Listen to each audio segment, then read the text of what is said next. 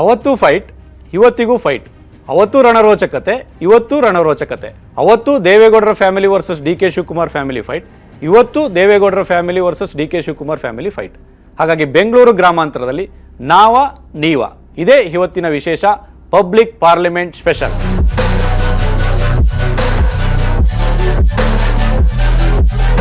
ರಣರೋಚಕ ಚುನಾವಣೆಗಳು, ಮತ್ತೆ ಕುಟುಂಬದ ಕದನ, ಮತ್ತೆ ಕಲರ್ಫುಲ್ ಆಗಿರ್ತಕ್ಕಂಥ ಒಂದು ನಾಯಕರು, ಇದೆಲ್ಲವನ್ನು ಕೂಡ ಒಳಗೊಂಡಂತ ಜಿಲ್ಲೆ ರಾಮನಗರ ಜಿಲ್ಲೆ.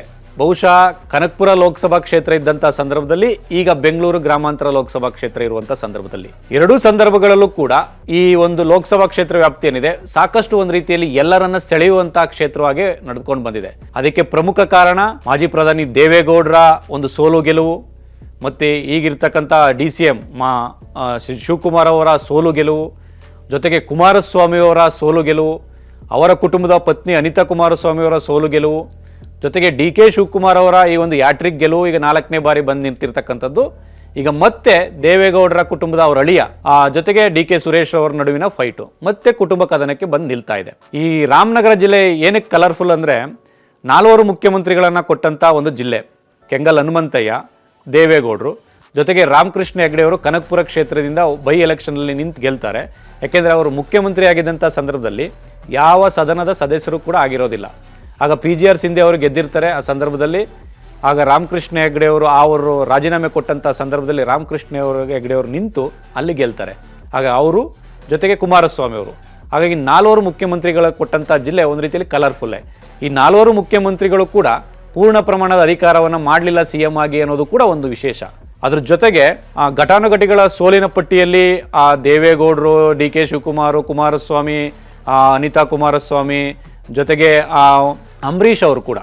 ಯಾಕೆಂದರೆ 1996ರಲ್ಲಿ ದೇವೇಗೌಡರು 94ರಲ್ಲಿ ರಾಮನಗರ ವಿಧಾನಸಭೆಯಿಂದ ಗೆದ್ದಿರ್ತಾರೆ. 96ರಲ್ಲಿ ವಿಧಾನಸಭೆಗೆ ರಾಜೀನಾಮೆ ಕೊಟ್ಟಂಥ ಸಂದರ್ಭದಲ್ಲಿ ಬೈ ಎಲೆಕ್ಷನಿಂದ ಅಂಬರೀಷ್ ಅವರು ಕಂಟೆಸ್ಟ್ ಮಾಡ್ತಾರೆ.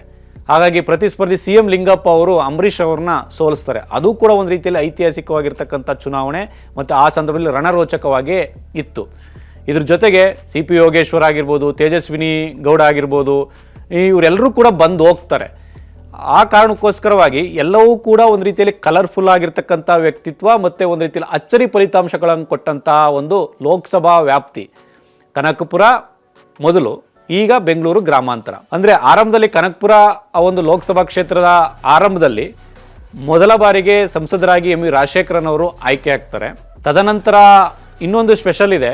1971ರಲ್ಲಿ ಅದನ್ನ ನಂತರ ನಡೆಯುವಂಥ ಚುನಾವಣೆಯಲ್ಲಿ 71ರಲ್ಲಿ ಜಾಫರ್ ಶರೀಫ್ರವರು ಕನಕಪುರ ಲೋಕಸಭಾ ಕ್ಷೇತ್ರದಿಂದ ಸ್ಪರ್ಧೆ ಮಾಡ್ತಾರೆ. ಆಗ MV ರಾಜಶೇಖರನ್ ಅವರು ನಿಜಲಿಂಗಪ್ಪ ಅವರು ಮತ್ತು ಇಂದಿರಾ ಗಾಂಧಿ ಅವರ ನಡುವಿನ ಒಂದು ರೀತಿಯಲ್ಲಿ ವೈಮನಸ್ಸು, ಭಿನ್ನಾಭಿಪ್ರಾಯದಿಂದ ಕಾಂಗ್ರೆಸ್ ಕೂಡ ಒಂದು ರೀತಿಯಲ್ಲಿ ಇಬ್ಬಾಗ ಆಗಿರುತ್ತೆ. ಹಾಗಾಗಿ ಅವರ ಹಳೆಯಾಗಿರ್ತಕ್ಕಂಥ MV ರಾಜಶೇಖರನ್ ಅವರು ಸಂಸ್ಥಾ ಕಾಂಗ್ರೆಸ್ನಿಂದ ಸ್ಪರ್ಧೆ ಮಾಡ್ತಾರೆ. ಜೊತೆಗೆ ಜಾಫರ್ ಶರೀಫ್ರವರು ಕಾಂಗ್ರೆಸ್ನಿಂದ ಸ್ಪರ್ಧೆ ಮಾಡ್ತಾರೆ. ಆಗ ದಾಖಲೆಯ ಒಂದು ಮತಗಳ ಅಂತರದಿಂದ ಇವರು ಗೆಲುವನ್ನು ಸಾಧಿಸ್ತಾರೆ. ಅಂದರೆ ಪ್ರತಿಸ್ಪರ್ಧಿ MV ರಾಜಶೇಖರನ್ ಅವರಿಗಿಂತ ಎಲ್ಲೋ ಒಂದು ಕಡೆ 69% ಮತಗಳ ಅಂತರದಿಂದ ಗೆಲುವನ್ನು ಸಾಧಿಸುವಂಥದ್ದು ಕೂಡ ಇಲ್ಲಿ ತನಕವೂ ಕೂಡ ದಾಖಲೆ ಆಗಿದೆ. ಆ ಒಂದು ಮಾರ್ಜಿನಲ್ಲಿ, ಆ ಒಂದು ಪರ್ಸೆಂಟೇಜಲ್ಲಿ ಯಾರೂ ಕೂಡ ಗೆದ್ದಿಲ್ಲ ಅನ್ನೋದ್ರ ಬಗ್ಗೆ ಕೂಡ ಈಗಿರ್ತಕ್ಕಂಥ ವಿಶೇಷ. ಅದ್ರ ಜೊತೆಗೆ MV ಚಂದ್ರಶೇಖರ್ ಅವರು, ಅಂದರೆ ಚಂದ್ರಶೇಖರ್ ಅವರು ಸತತವಾಗಿ 5 ಬಾರಿ ಕನಕಪುರ ಲೋಕಸಭಾ ಕ್ಷೇತ್ರದಿಂದ ಗೆಲ್ತಾ ಬರ್ತಾರೆ. ಅಂದರೆ ಪ್ರಮುಖವಾಗಿ ಆ ಒಂದು ಗೆಲ್ಲುವಂಥ ಆ ಒಂದು ಏನಿದೆ ಕಾಂಗ್ರೆಸ್ಸು, ಅದು ಬದಲಾಗ್ತಾ ಹೋಗ್ತಾ ಎಲ್ಲ ಒಂದು ಕಡೆ ಜನತಾದಳ, ಜನತಾ ಪರಿವಾರಕ್ಕೆ ವಾಲ್ಕೊಳ್ಳೋ ರೀತಿಯಲ್ಲೂ ಕೂಡ ಕಾಣುತ್ತೆ. ಹಾಗಾಗಿ ಭಾಳಷ್ಟು ಒಂದು ರೀತಿಯಲ್ಲಿ ಅಟ್ರಾಕ್ಷನ್ ಇರ್ತಕ್ಕಂಥ ಕ್ಷೇತ್ರ. ಈ ಮೊದಲು ಕನಕಪುರ ಲೋಕಸಭಾ ಕ್ಷೇತ್ರವಾಗಿತ್ತು.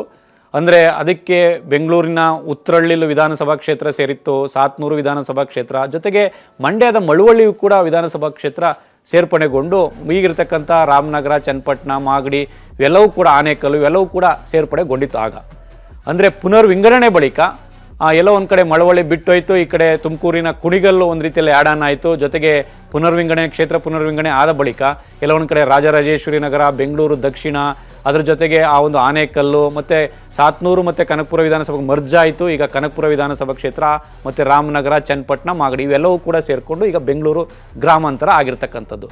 ಯಾಕೆಂದರೆ ಇಲ್ಲಿ ಎಲ್ಲ ಘಟಾನುಘಟಿ ನಾಯಕರು ಬಂದು ಹೋಗ್ತಾರೆ ಮತ್ತು ದೊಡ್ಡ ಮಟ್ಟದ ಚುನಾವಣೆಗಳನ್ನು ಕಂಡಿರ್ತಕ್ಕಂಥ ಒಂದು ಜಿಲ್ಲೆ ಆ ಒಂದು ಲೋಕಸಭಾ ಕ್ಷೇತ್ರದ ವ್ಯಾಪ್ತಿ. ಆ ಕಾರಣಕ್ಕೋಸ್ಕರವಾಗಿಯೇ ಬೆಂಗಳೂರು ಗ್ರಾಮಾಂತರ ಲೋಕಸಭಾ ಕ್ಷೇತ್ರ, ಕನಕಪುರ ಲೋಕಸಭಾ ಕ್ಷೇತ್ರ ಅಂತ ಆ ಸಂದರ್ಭದಲ್ಲಿ ಇದ್ದಂಥ ಸಂದರ್ಭದಲ್ಲೂ ಕೂಡ ದೊಡ್ಡ ಮಟ್ಟದಲ್ಲಿ ಸುದ್ದಿ ಮಾಡಿತ್ತು. ಈಗಲೂ ಕೂಡ ಅದೇ ರೀತಿ ಸುದ್ದಿಯನ್ನು ಮಾಡ್ತಾ ಇದೆ. ಅದಕ್ಕೂ ಮುನ್ನ ಎಲ್ಲೋ ಒಂದು ಕಡೆ ಈ ಒಂದು ಲೋಕಸಭಾ ಕ್ಷೇತ್ರದ ವ್ಯಾಪ್ತಿಯಲ್ಲಿ ಕುಟುಂಬ ಕದನವೇ ಒಂದು ರೀತಿಯಲ್ಲಿ ಪ್ರಧಾನವಾಗಿರ್ತಕ್ಕಂಥದ್ದು. ಕುಟುಂಬ ಕದನದ ಮೂಲಕವೇ ಇಡೀ ರಾಜ್ಯದ ಗಮನ ಸೆಳೆದಿರ್ತಕ್ಕಂಥ ಚುನಾವಣೆಗಳನ್ನು ಕೂಡ ನಾವು ನೋಡಿದ್ದೇವೆ. ಮೊಟ್ಟ ಮೊದಲ ಬಾರಿಗೆ ಎಲ್ಲೋ ಒಂದು ಕಡೆ ದೇವೇಗೌಡರು ವರ್ಸಸ್ ಡಿ.ಕೆ. ಶಿವಕುಮಾರ್ ಅವರ ನಡುವೆ ಚುನಾವಣೆ ನಡೆಯುತ್ತೆ. ಸಾತ್ನೂರು ವಿಧಾನಸಭಾ ಕ್ಷೇತ್ರದಿಂದ 1985 ಆ ಚುನಾವಣೆಯ ಸಂದರ್ಭದಲ್ಲಿ ದೇವೇಗೌಡರ ವಿರುದ್ಧ ಈ ಒಂದು ಯೂತ್ ಕಾಂಗ್ರೆಸ್ನಲ್ಲಿ ಕೆಲಸ ಮಾಡಿ ಮತ್ತು ಆ ಒಂದು ಯೂತ್ ಕಾಂಗ್ರೆಸ್ನಲ್ಲಿ ಕೂಡ ಸಕ್ರಿಯರಾಗಿರ್ತಕ್ಕಂಥ ಡಿ.ಕೆ. ಶಿವಕುಮಾರ್ ಅವರು ಮೊಟ್ಟ ಮೊದಲ ಬಾರಿಗೆ ಚುನಾವಣೆಯನ್ನು ಆ ಸಂದರ್ಭದಲ್ಲಿ ಎದುರಿಸ್ತಾರೆ. ಮೊದಲ ಚುನಾವಣೆಯಲ್ಲಿ ದೇವೇಗೌಡರ ಎದುರು ಡಿ.ಕೆ. ಶಿವಕುಮಾರ್ ಅವರು ವಿಧಾನಸಭೆಯಲ್ಲಿ ಸೋಲನ್ನಪ್ತಾರೆ. ಅಲ್ಲಿಂದ ಶುರುವಾಗುತ್ತೆ ಕುಟುಂಬ ಕದನ ಒಂದು ರೀತಿಯಲ್ಲಿ ದೊಡ್ಡ ಮಟ್ಟದಲ್ಲಿ ನಡೆಯೋದಕ್ಕೂ ಕೂಡ ಹೋಗುತ್ತೆ. ತದನಂತರ 1989ರಿಂದ ಡಿ.ಕೆ. ಶಿವಕುಮಾರ್ ಅವರು ವಿಧಾನಸಭೆಗೆ ಸ್ಪರ್ಧೆ ಮಾಡ್ಕೊಂಡು ಬರ್ತಾರೆ. ನಿರಂತರವಾಗಿ ಅಲ್ಲಿಂದ ಇಲ್ಲಿ ತನಕ ಕೂಡ ಗೆಲ್ತಾ ಬಂದಿದ್ದಾರೆ. ಜೊತೆಗೆ 1994ರಲ್ಲಿ ಡಿ.ಕೆ. ಶಿವಕುಮಾರ್ ಅವರಿಗೆ ಟಿಕೆಟ್ ಸಿಗದೇ ಇದ್ರೂ ಕೂಡ ಪಕ್ಷೇತರಾಗಿ 500 ಚಿಲ್ಲರೆ ಮತಗಳ ಅಂತರದಿಂದ ಕೂಡ ಅವರು ಗೆಲ್ತಾರೆ. ಇದೇ ಒಂದು ರೀತಿಯಲ್ಲಿ 1999ರಲ್ಲಿ ಡಿ.ಕೆ. ಶಿವಕುಮಾರ್ ಅವರು ಏನು 1985ರಲ್ಲಿ ದೇವೇಗೌಡರ ವಿರುದ್ಧ ಸೋತಿದ್ರು, 1999ರಲ್ಲಿ ಆ ಸೇಡನ್ನು ತೀರಿಸ್ಕೊಳ್ತಾರೆ. ಕುಮಾರಸ್ವಾಮಿಯವರ ವಿರುದ್ಧ ಸಾತ್ನೂರು ವಿಧಾನಸಭಾ ಕ್ಷೇತ್ರದಲ್ಲಿ ಗೆಲ್ಲುವಂಥದ್ದು. ಆಗ ಮೊದಲು ಕುಟುಂಬ ಕದನ 1985 ದೇವೇಗೌಡರು ವರ್ಸಸ್ ಡಿ.ಕೆ. ಶಿವಕುಮಾರ್. ಮೊದಲ ಕದನದಲ್ಲಿ ಡಿ.ಕೆ. ಶಿವಕುಮಾರ್ ಅವರು ಸೋಲ್ತಾರೆ. ತದನಂತರ 1999 ಡಿ.ಕೆ. ಶಿವಕುಮಾರ್ ವರ್ಸಸ್ ಕುಮಾರಸ್ವಾಮಿಯವರು ಸಾತ್ನೂರು ವಿಧಾನಸಭಾ ಕ್ಷೇತ್ರ. ಆ ಕದನದಲ್ಲಿ ಕುಮಾರಸ್ವಾಮಿಯವರು ಸೋಲನ್ನಪ್ತಾರೆ. ತದನಂತರ 2002ರಲ್ಲಿ ಬೈ ಎಲೆಕ್ಷನ್ ಸ್ಥಿತಿ ಬರುತ್ತೆ. ಅಂದರೆ ಎಂ.ವಿ. ಚಂದ್ರಶೇಖರ್ ಅವರು 1999ರ ಚುನಾವಣೆಯ ಸಂದರ್ಭದಲ್ಲಿ ಒಂದು ರೀತಿಯಲ್ಲಿ ಅದ್ದೂರಿ ಗೆಲುವನ್ನು ಸಾಧಿಸ್ತಾರೆ. ಆ ಸಂದರ್ಭದಲ್ಲಿ ಕುಮಾರಸ್ವಾಮಿಯವರು ಕೂಡ ಸ್ಪರ್ಧೆ ಮಾಡಿರ್ತಾರೆ ಲೋಕಸಭೆಗೆ. ಆಗ ಕುಮಾರಸ್ವಾಮಿಯವರು 3ನೇ ಪ್ಲೇಸ್ಗೆ ಹೋಗ್ತಾರೆ, BJP ಅಭ್ಯರ್ಥಿ 2ನೇ ಪ್ಲೇಸ್ಗೆ ಬರ್ತಾರೆ. ಎಂ.ವಿ. ಚಂದ್ರಶೇಖರ್ ಅವರು ಆಯ್ಕೆ ಆಗ್ತಾರೆ. ಆದರೆ ತದನಂತರ 2002ರ ಸಂದರ್ಭದಲ್ಲಿ ಅನಾರೋಗ್ಯದಿಂದ ಅವರು ನಿಧನರಾಗ್ತಾರೆ. 2002ರಲ್ಲಿ ಉಪಚುನಾವಣೆ ಬರುತ್ತೆ. ಈ ಉಪಚುನಾವಣೆಯ ಸಂದರ್ಭದಲ್ಲಿ ದೇವೇಗೌಡರಿಗೆ ಒಂದು ಅವಕಾಶ ಸಿಕ್ಕುತ್ತೆ ಅಲ್ಲಿ. ಅಂದರೆ 1999ರ ಲೋಕಸಭಾ ಚುನಾವಣೆಯಲ್ಲಿ ಪುಟ್ಟಸ್ವಾಮಿ ಗೌಡರ ವಿರುದ್ಧ ಹಾಸನದಲ್ಲಿ ದೇವೇಗೌಡರು ಸೋತಿರ್ತಾರೆ. ಹಾಗಾಗಿ ಅಲ್ಲಿಂದ ಎಲ್ಲೋ ಒಂದು ಕಡೆ ಆ ಒಂದು ಅವಕಾಶ ಅಲ್ಲಿ ಬಂದಿತ್ತು ಅನಿಸುತ್ತೆ. ಚನ್ನಪಟ್ಟಣದಲ್ಲಿ ನೀರಾ ಚಳುವಳಿ ಕೂಡ ಹೋರಾಟ ದೊಡ್ಡ ಮಟ್ಟದಲ್ಲಿ ನಡೆಯುತ್ತೆ. ಆ ಸಂದರ್ಭದಲ್ಲಿ ಎಸ್.ಎಂ. ಕೃಷ್ಣ ಅವರ ಸರ್ಕಾರ ಇರುತ್ತೆ. ಚನ್ನಪಟ್ಟಣದಿಂದ ಪಾದಯಾತ್ರೆಯನ್ನು ಕೂಡ ದೇವೇಗೌಡರು ಮಾಡ್ತಾರೆ. ಆ ಸಂದರ್ಭದಲ್ಲಿ ಇಬ್ಬರು ಗೋಲಿಬಾರಾಗಿ ಇಬ್ಬರು ರೈತರು ಕೂಡ ಒಂದು ರೀತಿಯಲ್ಲಿ ಮೃತರಾಗ್ತಾರೆ. ಇದನ್ನೇ ಕೂಡ ಅಸ್ತ್ರವನ್ನಾಗಿ ಮಾಡಿಕೊಂಡು ಹೋರಾಟ ಮಾಡ್ತಾ ಇದ್ದಾರೆ. ಆಗ ದೇವೇಗೌಡರು 2007ರಲ್ಲಿ ಲೋಕಸಭೆ ಉಪಚುನಾವಣೆಗೆ ಸ್ಪರ್ಧೆ ಮಾಡ್ತಾರೆ.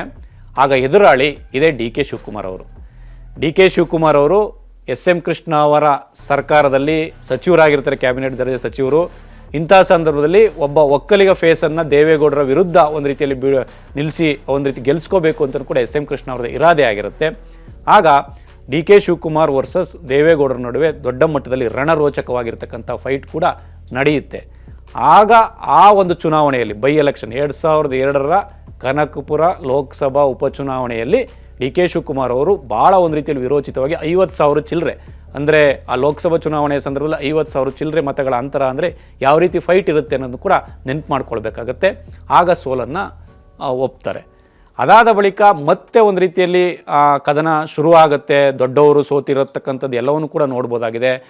ಅದೇ ಒಂದು ದೇವೇಗೌಡರು 2004ರಲ್ಲಿ ಅಚ್ಚರಿ ಅಭ್ಯರ್ಥಿ ಎಂಟ್ರಿ ಕೊಟ್ಟಂಥ ತೇಜಸ್ವಿನಿ ಗೌಡ ಅವರ ವಿರುದ್ಧ ಸೋಲನ್ನಪ್ತಾರೆ. ಮತ್ತು 2009ರಲ್ಲಿ ಕುಮಾರಸ್ವಾಮಿಯವರು ಬೆಂಗಳೂರು ಗ್ರಾಮಾಂತರ ಲೋಕಸಭಾ ಕ್ಷೇತ್ರವಾಗಿ ಬದಲಾದ ನಂತರ ಕುಮಾರಸ್ವಾಮಿಯವರು ಗೆಲ್ತಾರೆ. ತದನಂತರ 2013ರಲ್ಲಿ ಉಪಚುನಾವಣೆ ಬರುತ್ತೆ. ಕುಮಾರಸ್ವಾಮಿಯವರು ವಿಧಾನಸಭೆಗೆ ಸ್ಪರ್ಧೆ ಮಾಡಿ ಅಲ್ಲಿಂದ ಆಯ್ಕೆಯಾದ ಬಳಿಕ ಆ ಸಂದರ್ಭದಲ್ಲಿ ಅನಿತಾ ಕುಮಾರಸ್ವಾಮಿ ಮತ್ತು ಡಿ.ಕೆ. ಸುರೇಶ್ ಅವರು ಮತ್ತೆ 3ನೇ ಬಾರಿ ಒಂದು ರೀತಿಯಲ್ಲಿ ದೊಡ್ಡ ಮಟ್ಟದ ಫೈಟ್ ಇದೇ ಕುಟುಂಬದ ವಿರುದ್ಧ ನಿರ್ಮಾಣ ಆಗುತ್ತೆ.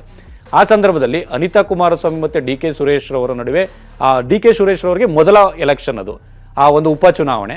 ಮತ್ತು ಅನಿತಾ ಕುಮಾರಸ್ವಾಮಿ ಅವರು ಕೂಡ ಸ್ಪರ್ಧೆ ಮಾಡ್ತಾರೆ. ರಣರೋಚಕವಾಗಿರುತ್ತೆ.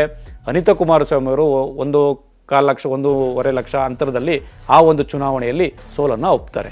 ಆಗ ಡಿ.ಕೆ. ಶಿವಕುಮಾರ್ ಅವರು ಮೊದಲು ಸೋತಿದ್ದು 2ನೇ ಒಂದು ಸಂದರ್ಭದಲ್ಲಿ ರಿವೆಂಜನ್ನು ತೀರಿಸ್ಕೊಂಡ್ರು.